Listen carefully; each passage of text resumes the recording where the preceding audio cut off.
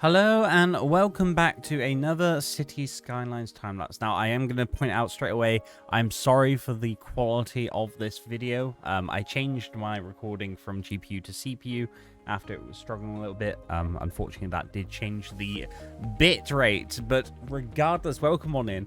We are working on the Marina port area just north of the port of Quint. A little bit more of a harbor feel. A little bit more of a kind of marina feel, a little bit more beachfronty, but you'll hopefully see that shortly. And once again, apologies, but if you do like this video, feel free to like, subscribe to the channel, and hopefully next week we'll have full quality once again. And yeah, let's jump in. We start off by terraforming this area. Now, I was loosely basing this on my hometown port area, which kind of inspired this whole bit. You can see us terraforming this landmass and creating this extra little bit off the side where our main fishing harbor is going to be, whilst also doing a little pier. Now here we can start doing the quay for this area, and it does aim to be a little bit more lower than this.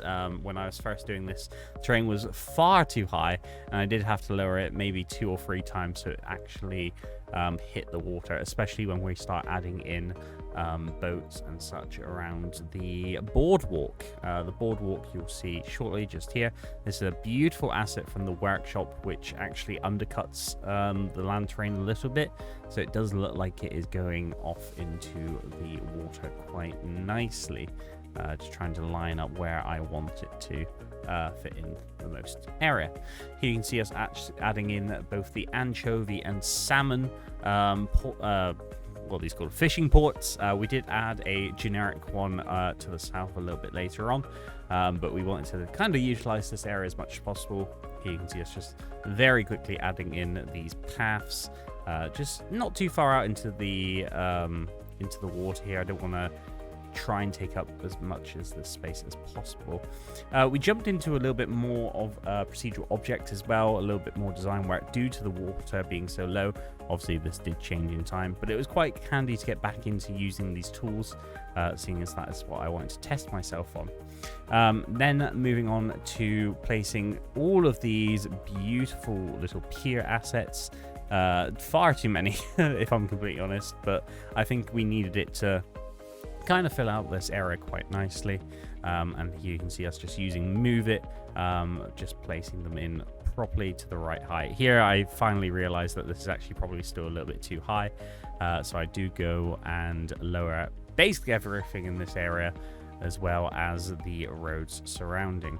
Now you can see us filling in with some props, lots of beautiful yachts. I believe this is part of the Monaco set on the workshop, and I did go maybe a little bit crazy with these, but they were such beautiful assets. The only thing that I do regret is not downloading more with some color. There were some that were very bright due to the LUTs and color correction I was using. And then once again, trying to use a lot of these Monaco assets, but also some of the Seaside Resort packs from the Seaside Resorts DLC.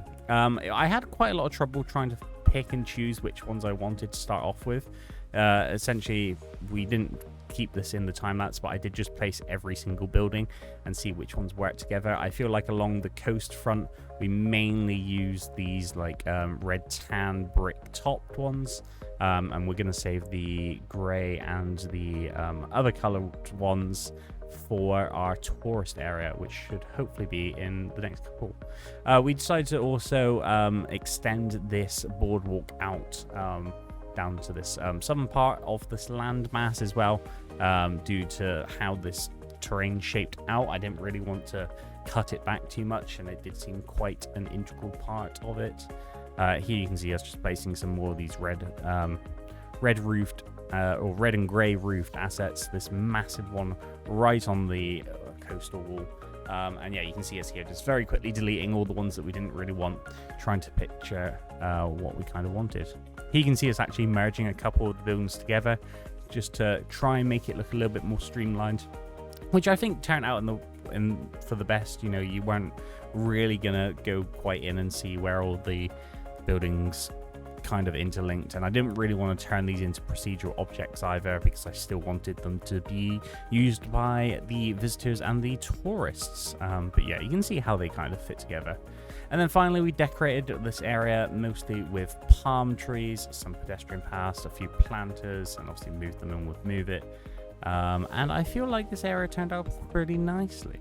The last thing to note is obviously this fishing area. We did want to decorate it a little bit with some parking. I believe we added a couple of the warehouses, one from Vanilla and one from some warehouse assets that I downloaded. And we decided to keep them as fish, just because it's kind of fit this area quite nicely. And then finally, we did want to fill out a little bit more of Southern Applejack Isle. Now, some of you might actually know, but this giant island in the center of the map, we named Applejack Isle, which kind of corresponded to Applejack cheese. Obviously, cheesy kids, you know, most of the places in the city are, which is quite nice. And then we essentially just used a few downloaded assets. We went back to these low-rise suburban assets. I believe these are part of the big capital BIG suburb pack. You can find that on the Steam Workshop. And we essentially just coated this entire area in these houses. Obviously threw in some trees, some extra networking, and I feel like it turned out pretty well in the end. And finally, obviously, we also wanted to create some good network links. We decided to bring these two metro lines down through this isle whilst creating some good connections for our citizens. And finally, we can see this time-lapse. Now, this is the same one that we had from the last one, but I wanted to show off how much had changed. You can see the port just here from the previous one and the giant empty cove that we had here. Now, off stream, I did also fill in a little bit more of Southern Applejack Isle, which you can see just here. It looks wonderful. I'm so happy with this little area. I think it's come together quite well, and I'm very pleased to see how things go in the future. On the next episode, we will be working on the airport area, so tune in for that one. Feel free to like and subscribe too. And as always, we'll end with a few beautiful little scenes from this area. I feel like this boardwalk worked really well for this area. Very glad that we downloaded it. And I believe in a second we'll swap to a side shot where you can see the skyline in the background, which kind of just completes this wonderful look. If you are looking for our channel, we go live on Twitch 3 p.m. BST every single Saturday, where we create this wonderful and beautiful city. I believe we've only got 3 or 4 more streams left. At least main ones where we're developing areas. Might do a couple more just filling in the gaps. But until then, again, feel free, like and subscribe, and I'll see you in the next one. Goodbye.